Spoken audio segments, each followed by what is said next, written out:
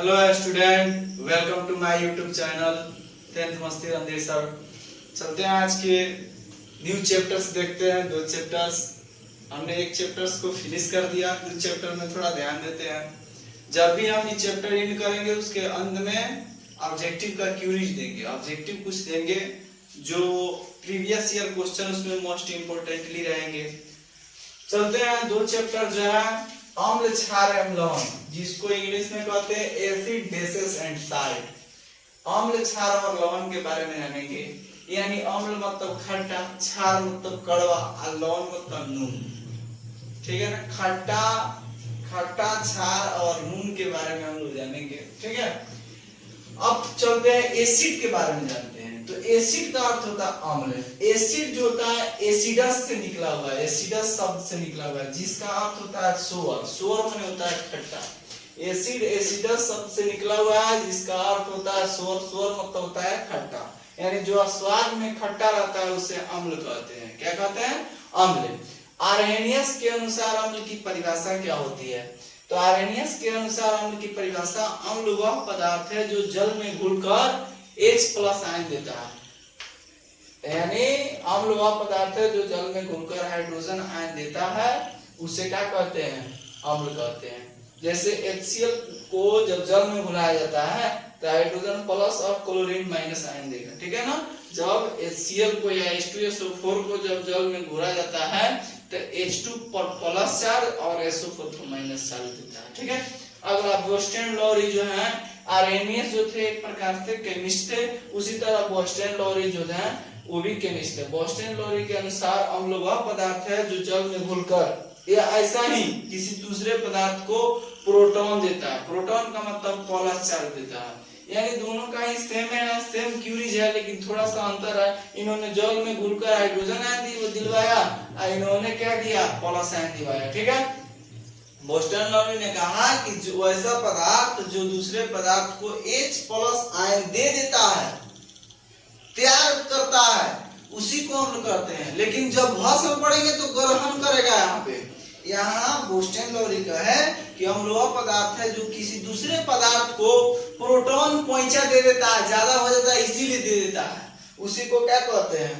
वो अम्ल कहते हैं। जैसे CH3COH या किसको दे दिया? H+ को दे दिया, CH3CO- हो गया।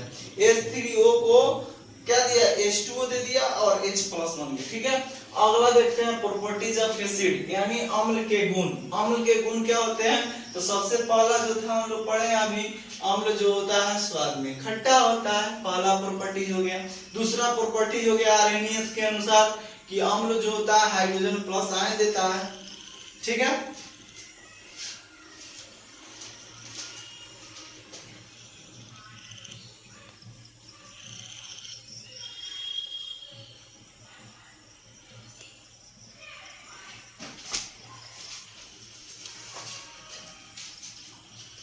तीसरा जो होता है अम्ल नीला लिटमस पत्र को, एक लिटमस पत्र होता है एक सूचक के तौर पर, जो इसके बाद हम पढ़ाएंगे। सूचक के तौर पर होता है लिटमस पत्र। एक दो प्रकार के लिटमस पत्र होते हैं, एक लाल लिटमस पत्र, एक नीला लिटमस पत्र। तो नीला लिटमस पत्र को लाल करने का कैपेबिलिटी अम्ल में ही होता है, यानी क्षमता अम्ल में ही हो सकता है। जो नीला लिटमस पत्र, नीला कलर के लिटमस पत्र एक पेपर मिलता है, उस पर अम्ल को जब रखा जाएगा तो वह लिटमस पत्र लाल हो जाएगा। इसी को हम जब समझ जाएंगे कि वह अम्ल है। मिथाइल ऑरेंज को लाल कर देता है। मिथाइल ऑरेंज जो होता है एक प्रकार से केमिकल पदार्थ होते हैं, उसमें जब अम्ल को डाला जाता है तो लाल कर देता है। यह अम्ल को का सही पहचान है कि दूध में डालिएगा ना तो दूध को फाड़ देगा। अम्ल जो होता है एक प्रकार से शक्तिशाली होते हैं। यह भस्म से अभिक्रिया करके लवण और जल बनाता है, नमक और जल बनाता है। भस्म से अभिक्रिया करके लवण और जल बनाता है, जिसको प्रीवियस वीडियो में यानी previous chapter 1 chapter chemicals reactions and equations में हमने पढ़ा है। इसी को तो उदासीनीकरण अभिक्रिया कहा जाता है। वैसी अभिक्रिया जो अम्ल और भस्म से अभिक्रिया करके लवण प्लस जल बना देता है, उसी को उदासीनीकरण अभिक्रिया कहते हैं।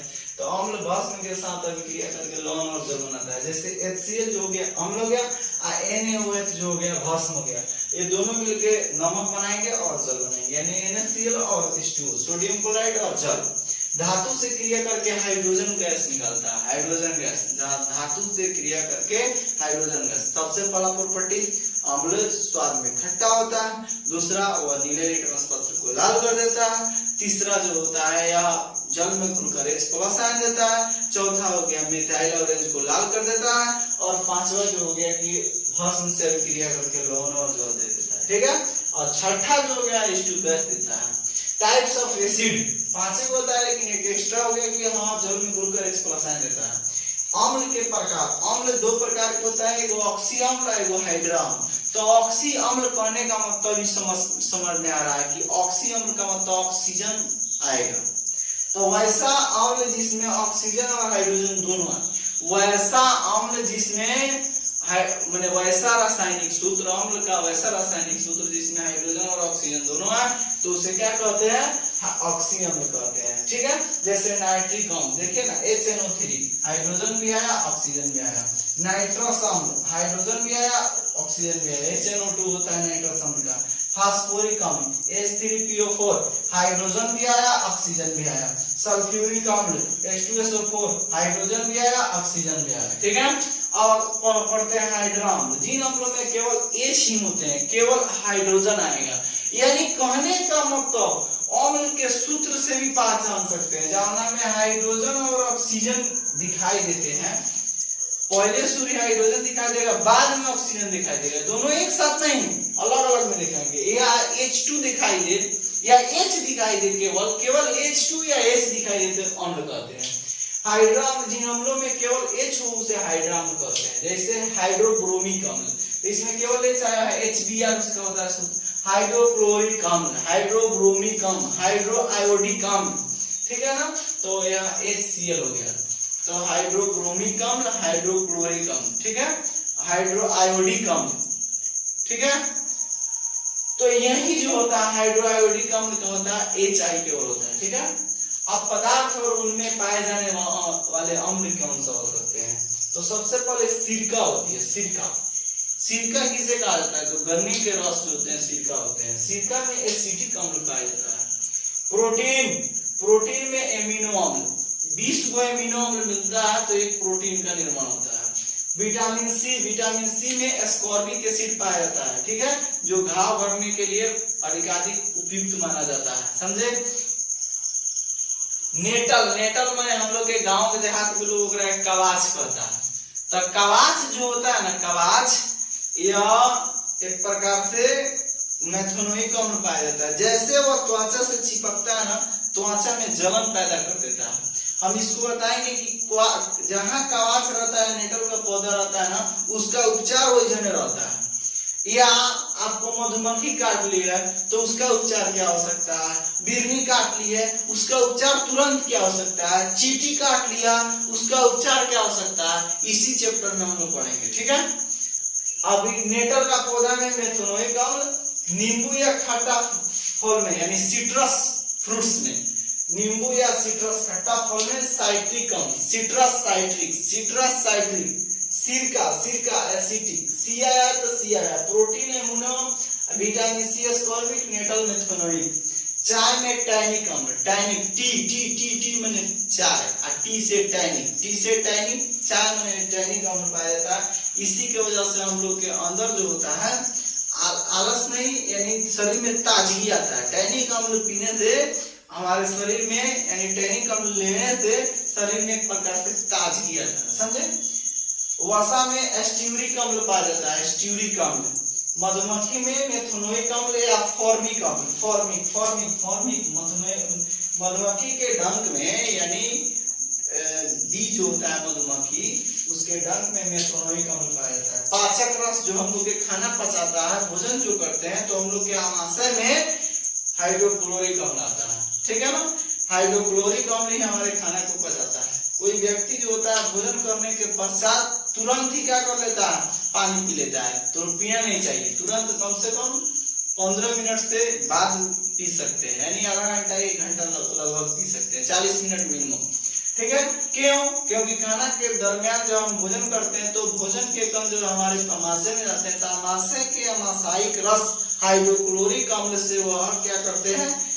आपस में घुल मिल जाते हैं, तब वह जल्दी पच पाता है। और नहीं तो खाना के तुरंत बाद हम पानी पी लेंगे तो वह हाइड्रोक्लोरिक अम्ल जो होगा पंछीछुर हो जाएगा, अच्छा से काम नहीं कर पाएगा। ठीक है, पाचक रस में हाइड्रोक्लोरिक अम्ल। दही और दूध में लैक्टिक अम्ल पाया जाता है। दही और दूध में लैक्टिक अम्ल, दही और दूध में लैक्टिक, इसीलिए दही को ज्यादा दिन तक रख दिया जाता है तो खट्टा लगने लगता है। प्याज में एस्कॉर्बिक अम्ल, एस्कॉर्बिक, प्याज में एस्कॉर्बिक अम्ल, आंवला में एस्कॉर्बिक अम्ल, प्याज में एस्कॉर्बिक अम्ल, आंवला में भी एस्कॉर्बिक अम्ल। पेशाब में जो होता है, पेशाब का इंग्लिश यूरिन, पेशाब का इंग्लिश यूरिन, इसीलिए यूरिक एसिड। पेशाब का इंग्लिश यूरिन, इसीलिए यूरिक एसिड, यूरिक। अंगूर में टार्टरिक अम्ल पाया जाता है। अंगूर में कौन से अम्ल? टार्टरिक। अम्ल की विशेषता हम लोग जान लिए, अम्ल के गुण जान लिए, अम्ल की परिभाषा जान लिए, अम्ल का क्वालिटी जान लिए। अम्ल का यह पहचान होता है कि उसमें H जरूर आएगा, केवल H। ऑक्सीजन आता है लेकिन कुछ टर्म के लिए रह जाता है। चलिए अब देखते हैं क्षार। क्षार का इंग्लिश होता है बेस। बेस जो है बेसिस शब्द से निकला हुआ है। बेसिस जो होता है इसका अरबी भाषा, बेस का दूसरा नाम होता है अल्कली, अल्कली। ठीक है ना, अल्कली मतलब होता है क्षार। ठीक है, अल्कली अरबी भाषा अल्क्यूली से निकला हुआ है। कथी से निकला हुआ है? अल्क्यूली। अल्क्यूली का अर्थ होता है as of plant. As of plant का मतलब पौधे की राख, यानी कहने का मतलब राख ही क्या हो सकता है? क्षार हो सकता है।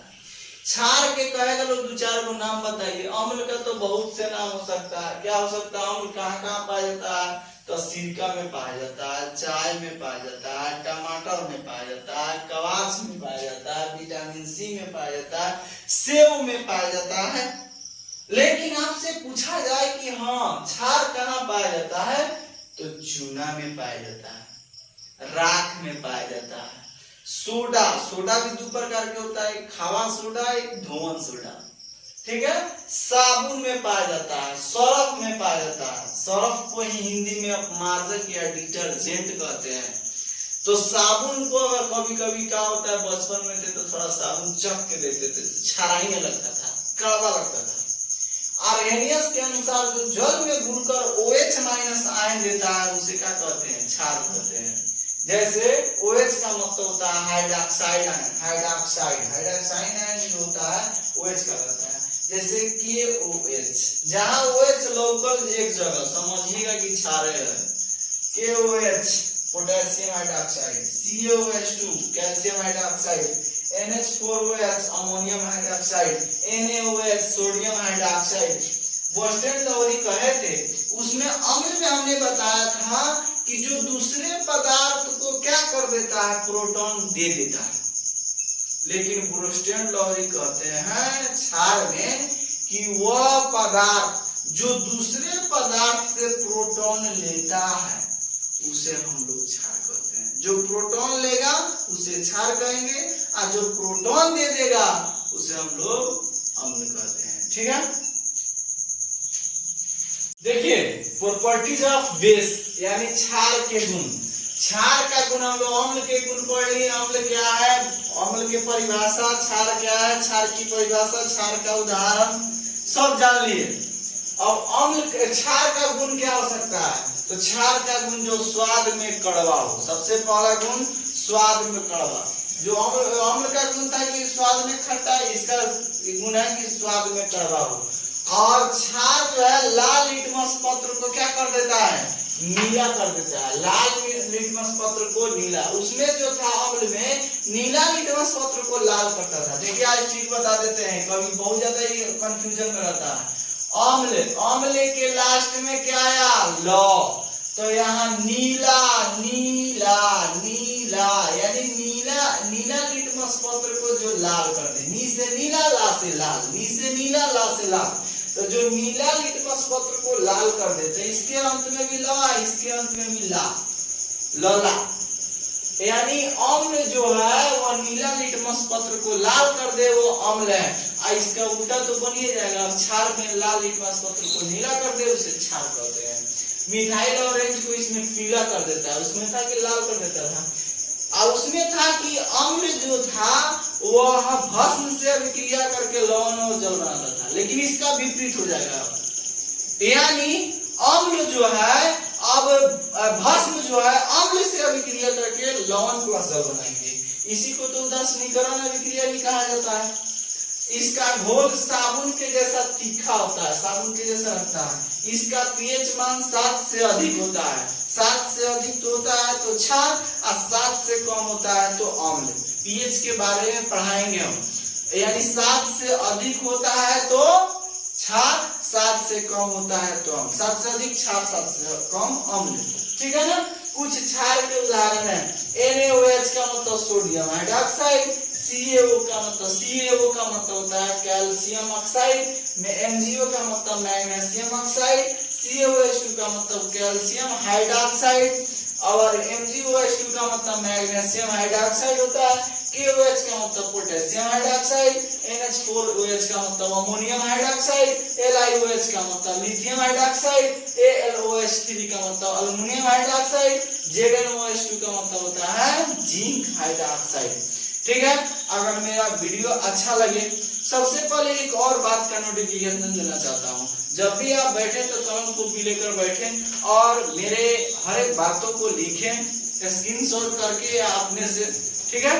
अगर मेरी तथ्य अच्छा लगे, मेरा कंसेप्ट अच्छा लगे, तो आपकी क्या खरीदारी बनती है, क्या खातिरदारी बनती है, आप समझ सकते हैं। ठीक है। अगर मैं मुझको ऐसा ही कुछ ना कुछ मोटिवेट करते रहेंगे, आपके द्वारा कुछ ना कुछ मेरा श्रेय मिलता रहेगा, तो मैं भी वीडियो अच्छा तौर पे बनाऊंगा। ठीक है। मिलते हैं नेक्स्ट वीडियो में, तब तक के लिए थैंक्स।